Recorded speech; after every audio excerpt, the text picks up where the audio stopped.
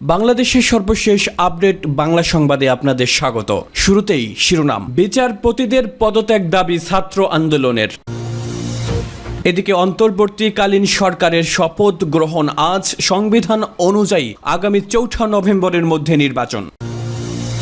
অন্তর্বর্তী সরকার কাদের নিয়ে গঠন হবে জানালেন সমন্বয়ক আসিফ মাহমুদ। মাথায় আকাশ ভেঙে পড়ার মতো অবস্থা রাজনৈতিক দলগুলোর। সদ্য পদত্যাগ করা খুনি হাসিনাই এদেশের জন্য ভালো ছিল, এমনটা বোঝাতে রাজধানীতে ডাকাত আতঙ্ক, অস্ত্রশস্ত্র সহ বেশ কয়েকজন আটক। এরপরে অন্তর্বর্তীকালীন সরকারে শেখ হাসিনার দালাল কাউকে মেনে নেবে না বিএনপি। সবশেষে দেশে এসে শাস্তির মুখোমুখি স্বৈরাচারী হাসিনা। শুনছিলেন সংবাদ শিরোনাম, এবারে বিস্তারিত।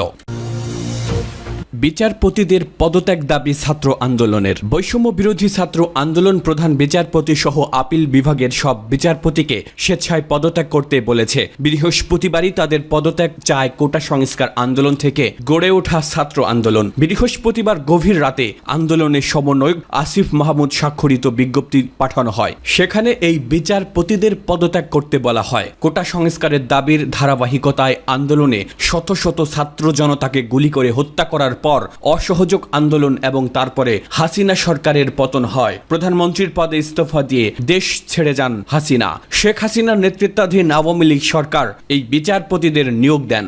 সংবিধান অনুযায়ী আগামী ৪ নভেম্বরের মধ্যে নির্বাচন। রাষ্ট্রপতি মোহাম্মদ শাহাবুদ্দিন দ্বাদশ জাতীয় সংসদ ভেঙে দেওয়ায় আগামী ৪ নভেম্বরের মধ্যে ত্রয়োদশ জাতীয় সংসদ নির্বাচন আয়োজন করতে হবে। তবে নির্বাচন কমিশন চাইলে সুপ্রিম কোর্টের নির্দেশনা অনুযায়ী সময় বাড়াতে পারবে। বৈষম্য বিরোধী ছাত্র আন্দোলনের এক দফা দাবির মুখে সদ্য পদত্যাগ করা প্রধানমন্ত্রী শেখ হাসিনার মন্ত্রিসভা না থাকায় গত মঙ্গলবার সংসদ ভেঙে দেন রাষ্ট্রপতি। বিদ্যমান সংবিধান অনুযায়ী এখন ৯ দিনের মধ্যে নির্বাচনের বাধ্যবাধকতা চলে এসেছে। এই সময়ের মধ্যেই গঠন করতে হবে অন্তর্বর্তীকালীন সরকারও। সংবিধানের ১২৩ খ অনুচ্ছেদে বলা হয়েছে, মেয়াদ অবসান ব্যতীত অন্য কোনো কারণে সংসদ ভেঙে যাওয়ার ক্ষেত্রে ভেঙে যাওয়ার পরবর্তী ৯০ দিনের মধ্যে সংসদ সদস্যদের সাধারণ নির্বাচন অনুষ্ঠিত হবে। এক্ষেত্রে আগামী ৪ নভেম্বরের মধ্যে ত্রয়োদশ জাতীয় সংসদ নির্বাচন করতে হবে। ৯০ দিনের মধ্যে নির্বাচন করতে না পারলে আরও ৯০ দিন সংবিধান অনুযায়ী সময় পাবে নির্বাচন কমিশন। তবে ১২৩(৪) অনুচ্ছেদ অনুযায়ী প্রধান নির্বাচন কমিশনারের মতে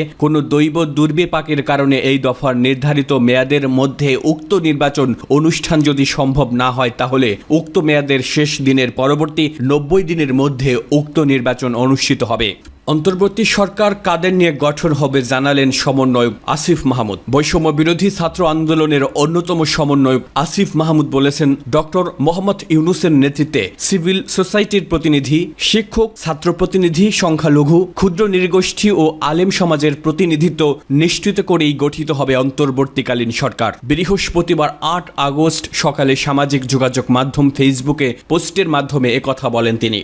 রাজধানীতে ডাকাত আতঙ্ক, অস্ত্রশস্ত্র সহ বেশ কয়েকজন আটক। চারিদিকে ডাকাতির আতঙ্ক নিয়ে রাত পার করল রাজধানীবাসী। বিভিন্ন এলাকায় পাহারা বসিয়ে অস্ত্রসহ বেশ কয়েকজনকে আটক করে সেনাবাহিনীর কাছে হস্তান্তর করেছে ছাত্র জনতা। এলাকাভিত্তিক পাহারা বসিয়ে রাতভর চলেছে ডাকাত প্রতিহতের চেষ্টা। আতঙ্ক ছড়িয়ে পড়লে করা হয়েছে মাইকিংও। তবে এমন পরিস্থিতি থেকে বের হতে চান নগরবাসী। দ্রুত আইন শৃঙ্খলা পরিস্থিতির উন্নতিতে প্রয়োজনীয় সকল পদক্ষেপের দাবি জানিয়েছেন তারা। বুধবার রাজধানীর ইসিবি চত্বর এলাকা থেকে ডাকাতির চেষ্টাকালে বেশ কয়েকজনকে ধরে ফেলে এলাকাবাসী। পরবর্তীতে তাদেরকে সেনাবাহিনীর টহল দলের হাতে তুলে দেয় তারা। বসিলা এলাকায়ও একই অবস্থা। কিশোর বয়সী কয়েকজনকে ধারালো অস্ত্র সহ আটক করে স্থানীয় ছাত্র জনতা। রাজধানীর মোহাম্মদপুর, আদাবর, উত্তরা, মিরপুর সহ বেশ কয়েকটি এলাকার চিত্র প্রায় কাছাকাছি। ডাকাতির চেষ্টাকালে আগ্নেয়াস্ত্র আটকের ঘটনাও ঘটেছে ডাকাত আতঙ্কের এ রাতে। সরেজমিন রাজধানীর অনেক এলাকায় দেখা গেছে রাতভর পাড়া মহল্লা ভিত্তিক ছাত্র জনতা টহল দিচ্ছে। যে দলে যোগ দিয়েছেন ছেলে থেকে বুড়ো সব বয়সী মানুষ। কারো গতিবিধি সন্দেহজনক হলেই চালানো হচ্ছে তল্লাশি। শুধু পথচারী নয়, রাস্তায় চলাচলকারী বিভিন্ন পরিবহনও থাকছে তল্লাশি তালিকায়। নিজেদের নিরাপত্তার কথা চিন্তা করে এমন টহলের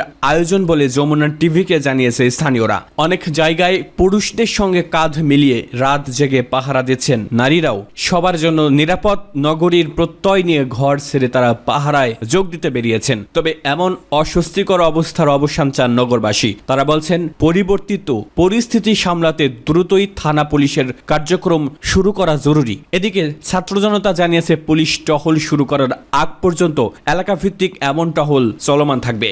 অন্তর্বর্তীকালীন সরকারে শেখ হাসিনার দালাল কাউকে মেনে নেবে না বিএনপি। বিএনপির মহাসচিব মির্জা ফখরুল ইসলাম আলমগীর বলেছেন, অবিলম্বে অন্তর্বর্তীকালীন সরকার গঠন করে 3 মাসের মধ্যে নির্বাচনের ব্যবস্থা করতে রাষ্ট্রপতির কাছে আহ্বান জানিয়েছে। বুধবার বিকালে রাজধানীর নয়াপল্টনে এক জনাকীর্ণ সমাবেশে তিনি এই আহ্বান জানান। সমাবেশে দলের জ্যেষ্ঠ নেতা খন্দকার মোশাররফ হোসেন বলেছেন, অন্তর্বর্তীকালীন সরকারে পদত্যাগে প্রধানমন্ত্রী শেখ হাসিনার দালাল বা তার অন্যায় অত্যাচারের সহযোগী ছিলেন এমন কাউকে বিএনপি গ্রহণ করবে না। খন্দকার মোশাররফ হোসেন বলেন, আমরা বলতে চাই এই অন্তর্বর্তীকালীন সরকার প্রধানের নাম ঘোষণা হয়েছে। তিনি ফ্রান্সে আছেন, বাংলাদেশে আসবেন। এই অন্তর্বর্তী কমিটিতে আর কোনো সদস্য যাতে ঢুকতে না পারেন। শেখ হাসিনার যারা দালালি করেছেন, এই দেশে অত্যাচার অনাচার করার জন্য যারা ইতিপূর্বে শেখ হাসিনাকে সহযোগিতা করেছেন, তাদের কাউকে এই অন্তর্বর্তী সরকারে রাখা যাবে না। যদি করা হয় তাহলে তারা শেখ হাসিনা বা অন্য কোনো দেশের দালালি করতে চেষ্টা করবেন। সমাবেশে সভাপতির বক্তব্যে বিলম্ব না করে অন্তর্বর্তীকালীন সরকার গঠন করতে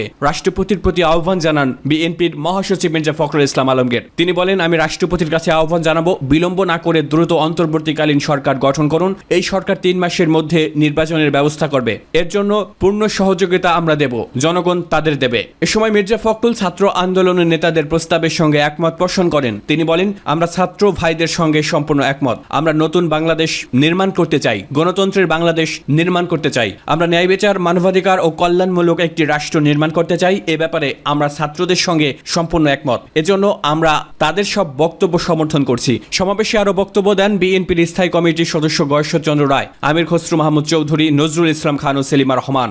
হাসিনাকে দেশে এনে শাস্তির মুখোমুখি করতে হবে, নুরুল হক নূর। স্বৈরাচারী হাসিনাকে দেশে ফিরিয়ে এনে শাস্তির মুখোমুখি করিয়ে দৃষ্টান্ত স্থাপন করতে হবে বলে মন্তব্য করেছেন গণ অধিকার পরিষদের সভাপতি ও ডাকসুর সাবেক ভিপি নুরুল হক নূর। গতকাল বুধবার দুপুরে এক সংবাদ সম্মেলনে তিনি একথা বলেন। নুরুল হক নূর বলেন, নতুন রাষ্ট্র নির্মাণে রাজনৈতিক দলগুলোর সমঝোতা প্রয়োজন। অনির্বাচিত সরকার দীর্ঘদিন থাকলে দেশে গণতন্ত্র থাকে না।